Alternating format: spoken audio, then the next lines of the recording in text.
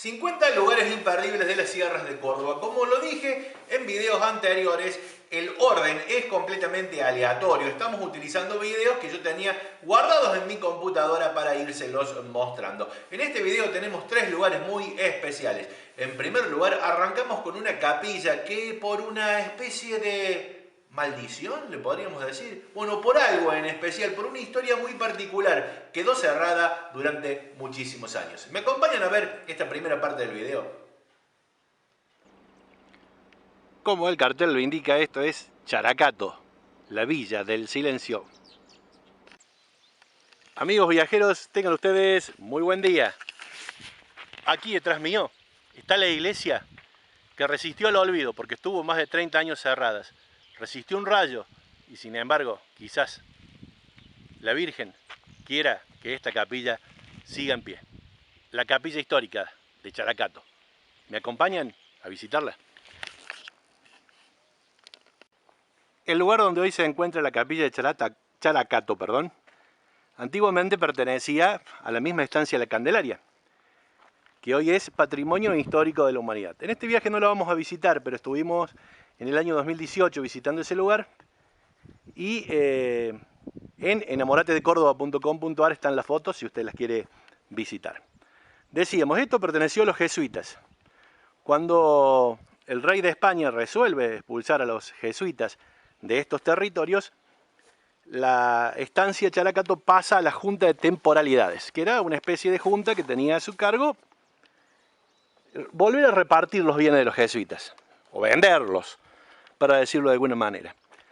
Entonces la Candelaria, como era muy grande, se vende en varias parcelas. Una de ellas fue este sector, que hoy se conoce como Characato. Pasó por varias manos hasta que terminó en manos de Toribio Peralta y Remigia Guzmán. Ellos en el año 1895 construyeron la capilla histórica de Characato. Hasta acá la historia viene como la de cualquier capilla de las sierras. Pero una serie de acontecimientos lo fueron convirtiendo en un lugar lleno de mitos, de verdades y por supuesto también de fe católica. La capilla fue consagrada a la imagen de la Virgen del Rosario, una fe católica, una veneración católica que data del año 1591, cuando en la batalla de Lepanto ganaron los cristianos invocando a la Virgen del Santo Rosario. Pero volvamos a esto, a la gruta de Characato, donde estamos ubicados en estos momentos. Hay historias de amor, de tragedias y de misterio que rodean a esta capilla. Parece ser que dentro del 1895 que se construyó la capilla hasta el año 30 y pico, todo venía normal en la estancia Characato donde está ubicada la capilla. Hasta que a finales del siglo XX, 2 hermanos que venían de la localidad de Dianfunes se radicaron en la estancia. Ensillaron sus caballos, partieron rumbo a esta zona buscando trabajo y consiguieron trabajo en la estancia Characato. Estos hermanos eran Amenábar de apellido, Joaquín e Ignacio. Los hermanos Amenábar llegaron buscando trabajo, ofrecieron sus servicios y por su experiencia laboral se quedaron conchavados en la estancia Characato. Aquí, con la llegada de estos hermanos, comienzan las historias de tragedia que rodean a esta capilla.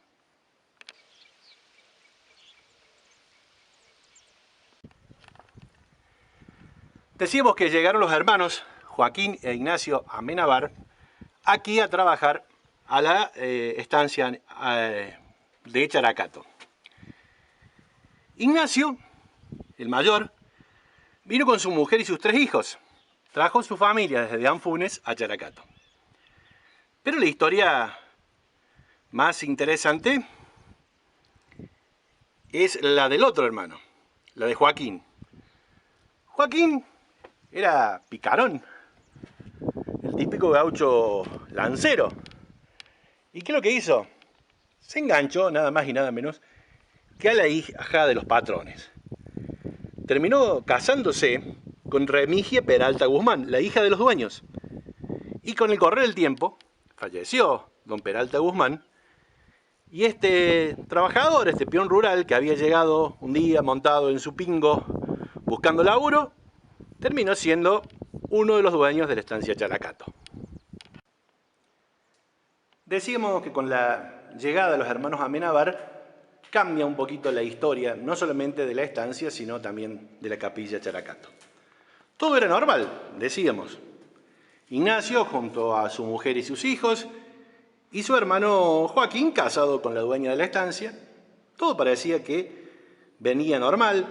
La estancia crecía en actividad y en cantidad de empleados. Era una estancia floreciente, la estancia Characato. La capilla seguía cumpliendo la función, cada 15 días venía una vez al mes un cura de la Falda y una vez al mes venía un cura de Anfunes. O sea que cada 15 días había misa. Toda la gente de la población de la localidad de Characato y de la estancia se juntaba en este lugar para recibir la comunión, para participar de la ceremonia religiosa, hasta que la desgracia llevó a que la capilla terminara cerrada.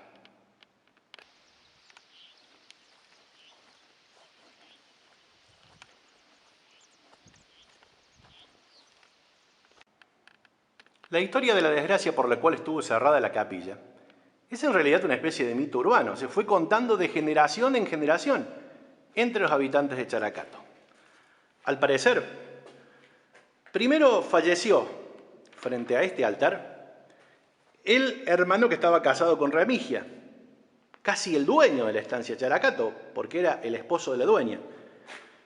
Y a los pocos días también falleció frente a este altar su hermano. Los dos féretros de los hermanos que perdieron su vida frente al altar de la iglesia de Characato habían sido sepultados ahí abajo, debajo del altar. Pero no se sabe por qué extraña razón alguien sacó las lápidas y aparentemente alguien también habría retirado los cuerpos del lugar. Tal vez por esta desgracia de la muerte de dos personas se dejó de rezar misa en el lugar. No se sabe de ciencia cierta. No hay ningún documento que lo certifique, pero los dichos de los lugareños así lo afirman. Un periodista del diario cordobés La Voz del Interior entrevistó en el año 2006 a Remigio Guzmán, José Raimundo Guzmán, un lugareño que dijo que sí, que la historia era verdad, que después de la muerte de los dos hermanos se había dejado de ofrecer misa en el lugar. Algunos dicen que fueron más de 40 años, otros dicen que cerca de 80, los años que pasaron sin que se rezaran misas en esta capilla. Hasta que en un momento hubo hechos que tuvieron que ver con la fe, que fueron cambiando la historia. Una familia de Buenos Aires estaba paseando por aquí, por Characato, vio esta capilla tan bonita y descuidada, ingresó por una de las puertas del lugar y se puso a limpiarla. Los niños de esta familia de Buenos Aires juntaron algunas florcitas y decoraron el altar, que no tenía ninguna imagen religiosa, estaba bastante abandonado. La señora de Buenos Aires, al retornar a su ciudad, consiguió en la capilla donde ella asistía a misas la imagen de la Virgen, que es la Virgen que está aquí en el altar. La Virgen del Rosario estaría en una casa por aquí cerca, que la cuidan para que nadie la rompa, para que las manos extrañas no la deterioren. Tuvo una gran sorpresa esta mujer porque tuvo un llamado de fe, dijo: yo me vuelvo a Characato, llevo a la Virgen, la pongo en la iglesia, y cuando llegó aquí, justo un grupo de vecinos estaba pintando la iglesia. O sea que así como hubo circunstancias de terror, de muerte, también hubo circunstancias de la fe católica. Dicen que esta señora de Buenos Aires, al pasar frente a la imagen que estaba descuidada allí, le guiña un ojo a la Virgen y le dice: si quieres irte, yo te llevaré. Después de varias insistencias, logró que le dieran permiso para traer la Virgen hasta esta capilla, que es la que está aquí. Pero al parecer los nuevos dueños de este campo habían empezado a pintarla, por eso cuando ella llegó a la capilla se encontró con que la estaban pintando. Faltaban algunos elementos fundamentales. Uno de ellos era la campana que tengo aquí Y lo otro, la imagen de la Virgen original. La imagen de la Virgen original está en una de las viviendas de la zona porque vienen muchos turistas, como nosotros aquí, y el temor es que le hagan daño a la imagen histórica de la Virgen del Rosario. En realidad, las ancianas hermanas Peralta que residían en Cosquín, propietarias anteriores de estas tierras, llamaron, cuando se enteraron que estaban restaurando la capilla, llamaron para decirle: aquí está la imagen y aquí está la campana. Por supuesto queremos que estén en la iglesia. Y lo que también dijeron: todas las noches soñamos con que la Virgen quiere estar en Characato. Así que como hay historias de terror, como hay historias de crímenes, de muertes, también hay historias de fe que tienen que ver con la imagen de la Virgen. Dicen que entre los hermanos Anemábar habría habido algún entuerto de polleras. Lo que no se sabe en realidad era si el que estaba casado con la señora rica hacía de las suyas con la esposa de su hermano o al revés. Pero la cuestión es que ambos terminaron muertos aquí en esta capilla histórica de Characato. Año 2013, después de muchos años sin que hubiera ninguna ceremonia religiosa, y con bombos y platillos porque había cobertura de medios de la provincia, el obispado de Cruz del Eje mandó un sacerdote, dijo: 80 años sin misa fue demasiado castigo para la capilla, y después de 80 años sonó la campana y volvió a haber misas. El diario La Voz del Interior mandó periodistas que cruzaran la pampa de Olaen y cubrieran el acontecimiento. Era toda una leyenda. Volvieron a sonar las campanas, volvió a haber misas, y el sacerdote se había propuesto venir siempre a la capilla. En realidad, las misas se fueron espaciando y hoy se rezan muy pocas misas en el lugar. Un dato curioso: los propietarios de las cabañas Characato, hace un año y algo, se casaron en esta iglesia. Y ellos sostienen que durante 80 años su casamiento fue el hecho religioso más importante acontecido en la capilla de Characato, dueña de grandes historias. Por una de las puertas laterales está abierta, se puede ingresar. Y estamos viendo la cantidad de imágenes, seguramente son los propios fieles que van trayendo imágenes a este altar. La iglesia que no se resiste al olvido, sin lugar a dudas, los creyentes podemos decir que la Virgen es la que la está protegiendo. A pesar de todas las historias vividas, sigue estando en pie, y a pesar de algo de humedad que le está entrando por el techo.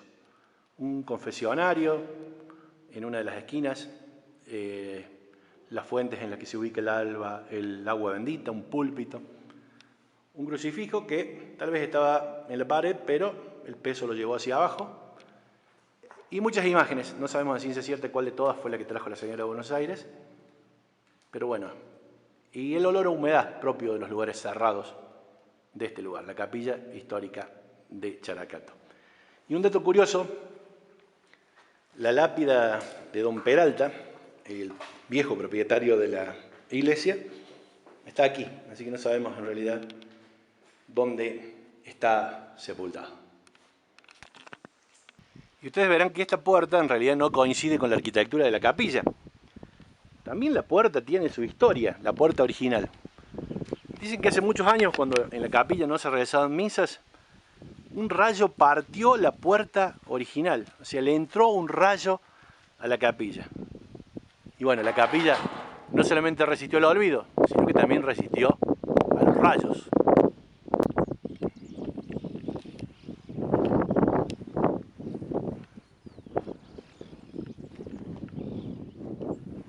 Es un patrimonio histórico, ¿no? Un patrimonio muy lindo por las historias que se cuentan, ¿no?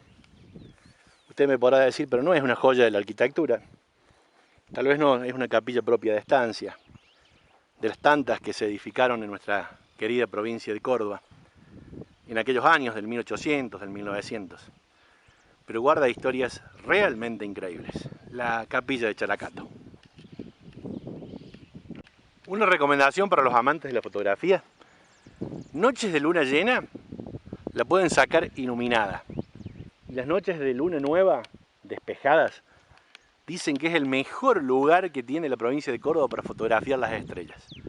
Hay algunas fotos increíbles. Tuve la oportunidad, yo no soy fotógrafo profesional, simplemente soy corajudo, pero tuve la oportunidad y una que compartí en enamoratedecordoba.com.ar, está el nombre del autor, en este momento no recuerdo el nombre del autor, que estaba en las páginas de promoción de uno de los alojamientos. La fotografía tomada de noche con las estrellas, la recomiendo verla, es realmente hermosa. La capilla de Characato, ¿no? Dueña de 1000 historias, 80 años cerrada, algunos dicen más de 40, otros dicen 80, que no se rezó misa, que no había eventos religiosos, resistió el tiempo, el olvido, y aquí está, esperándonos para una oración.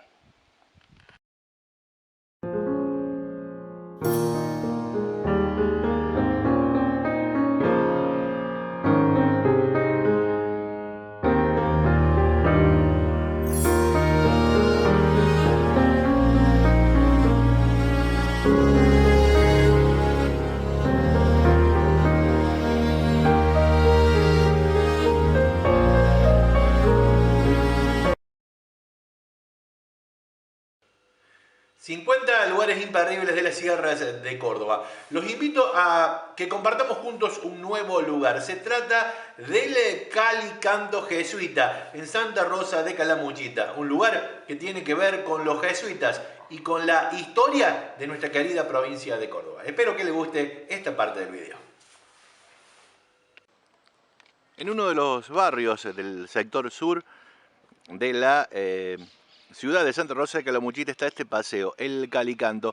A la vera de este lindo arroyito, es un lugar poco visitado de la forma turística.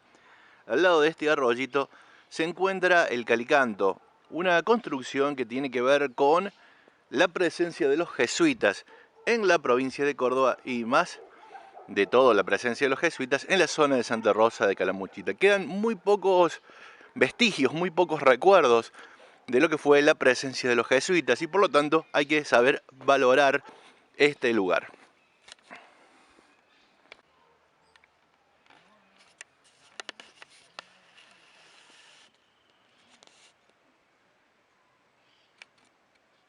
Más allá de lo cultural que tiene que ver con la presencia de los jesuitas en nuestra provincia de Córdoba, observen lo que es el paisaje. Muy lindo lugar, ¿no? Muy bello lugar, una caminata entre medio de los árboles, a la vera de un arroyo. Nosotros estamos haciendo a primera hora de la mañana, por lo tanto, los pájaros que aún andan por los árboles le dan un entorno muy especial a la caminata.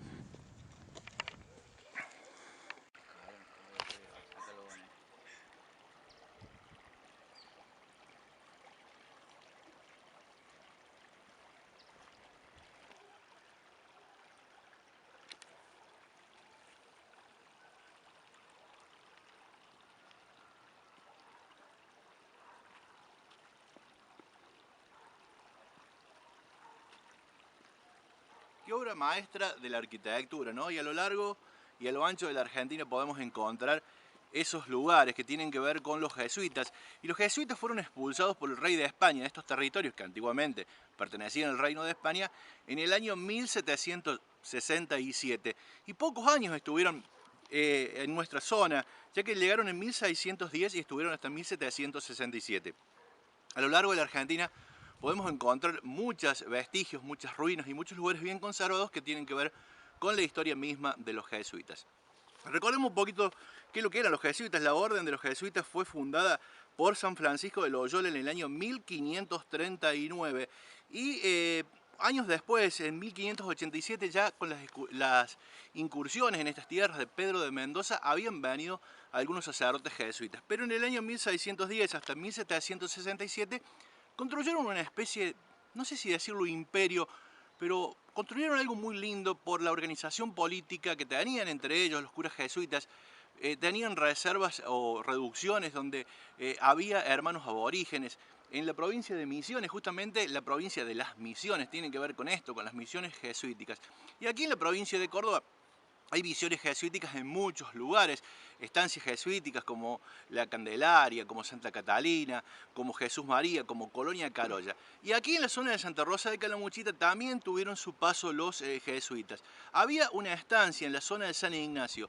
Hoy esa estancia es una propiedad privada y casi no quedan ruinas de lo que fueron los vestigios de los curas jesuitas. Una verdadera lástima, porque hubiese sido interesante recorrer esa parte de la historia. Pero vamos a hablar un poco de lo que tenemos aquí detrás. Se llama cal y canto. ¿Por qué cal y canto? Cal y canto eran materiales propios de la zona, con cal también propia de la zona, lo que utilizaban para edificar. Tenían mucha técnica de construcción los curas jesuitas en todas las reducciones. El cal y canto era eso, un acueducto. Imagínense la tecnología que utilizaban en el año 1600 y pico. Llevaban agua del río Santa Rosa, armaban una especie de 6 acequias a lo largo del recorrido y a la estancia San Ignacio, que estaba muy lejos de aquí, llevaban agua pura del río Santa Rosa. Una verdadera obra de la arquitectura. Esto fue un poquito refaccionado en el siglo XIX, tiene un poquito de ladrillo colorado que es más moderno, pero en realidad es la forma original de cómo los jesuitas utilizaban para llevar agua. Una verdadera obra maestra de la ingeniería que utilizaban los curas jesuitas. Y como lo decía recién en la explicación, ¿no? ¿Cuánto nos han legado los jesuitas? ¿Qué hubiese sido diferente la historia tal vez de Argentina, de Brasil, de Paraguay, si no los hubiesen expulsados? Hubo un rey de España que dijo en algún momento que estaban como organizando alguna sedición, alguna rebelión, y dijeron, para mí fueron los curas jesuitas, y los terminaron expulsando.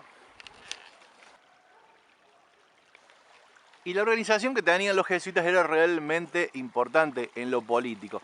En San Ignacio, una de las ruinas más importantes que está en la provincia de Misiones, que tiene un estado de conservación bastante importante, llegaron a vivir miles de aborígenes solamente comandados, solamente guiados por algunos poquitos sacerdotes jesuitas. Y lo que es la paradoja del destino, ¿no? Esta orden que alguna vez fue expulsada de España y expulsado de los territorios que los españoles tenían por estos lados, por aquí, por América Latina, terminaron muchos años después con un papa jesuita, con un jesuita siendo papa, el caso del argentino Jorge Bergoglio, comandando los destinos de la Iglesia Católica. Una orden conflictiva.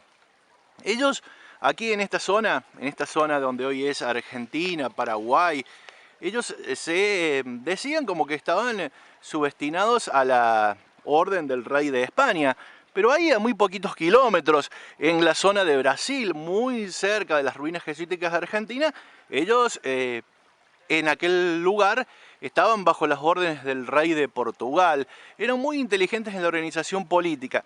Aquí en la provincia de Córdoba producían alimentos muy importantes que los llevaban a todas las partes de las diferentes reducciones de los jesuitas.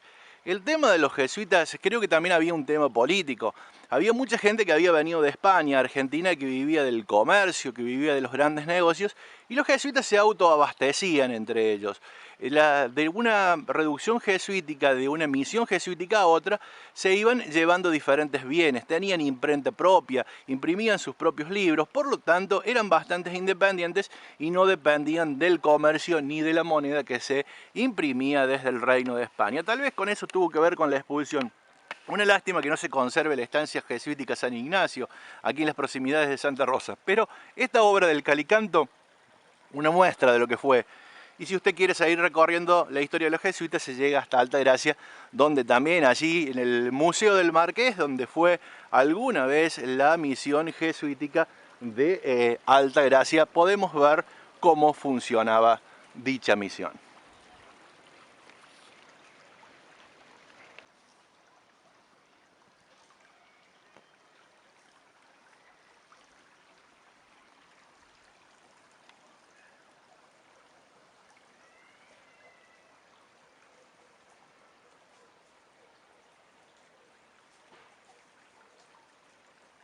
Y en este sector donde el acueducto se fue cayendo con el tiempo, se pueden ver un poquito cómo eran los materiales y cuáles eran las tecnologías que utilizaban para la construcción del mismo. Altamente recomendado como paseo. Por ahí, si no te interesa demasiado la cultura jesuita, si no te interesa demasiado la historia, que tiene que ver con la arquitectura de este lugar. Recomendable, ¿no? Ciclistas, personas que salen a correr, lo utilizan como un lugar de sano esparcimiento. Y está muy cerquita del centro de Santa Rosa de Calamuchita.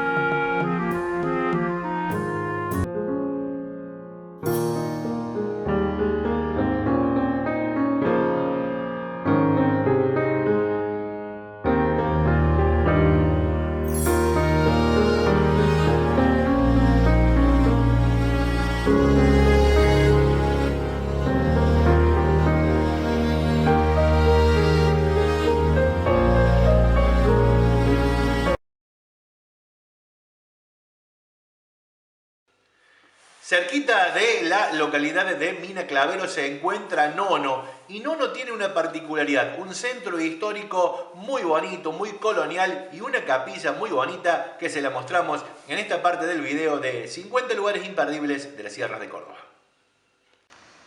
Y como casi todas las localidades de la Argentina, frente a la plaza principal, la iglesia, muy linda, muy pintoresca, la iglesia de Nono. El destino que hoy la lluvia, la casualidad nos trajo a recorrer. Miren qué bonitas las artesanías en madera, seguramente de árboles de la zona, construidas, que están ubicadas frente a la plaza. Por ejemplo, esta obra es de Jorge Warland. Es un artista de Buenos Aires y fue construida en el año 2014. Buscamos otra. También muy bonita obra de arte en madera de Sergio Lama, un artista de Santiago del Estero, hecha también en un encuentro de artesanos del año 2014. La arquitectura colonial es una de las constantes aquí en Nono. Observen esta esquina, hoy funciona una casa de tragos, pero miren qué bonita la arquitectura y cómo está cuidado, ¿no? Por ejemplo, aquí también hay una casa de alfajores y una de helados, pero también conservando la estructura original. Esta otra casa también muy bien mantenida para darle un entorno muy bonito a la localidad de Nono.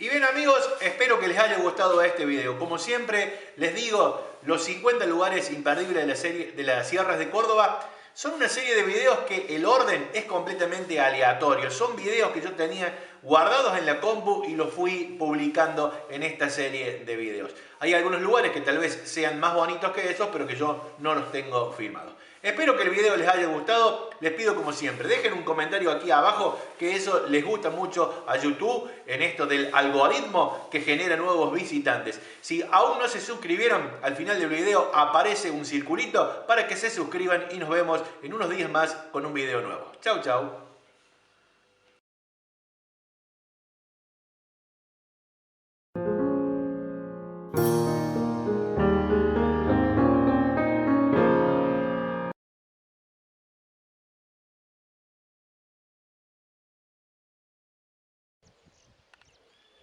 Aquí atrás mío está, observen, esta es la famosa capilla que resistió al olvido porque la cerraron por más de 30 años. Resistió un rayo y sin embargo, tal vez la Virgen quiera que esta capilla siga existiendo y que siga habiendo fieles. La capilla de Characato.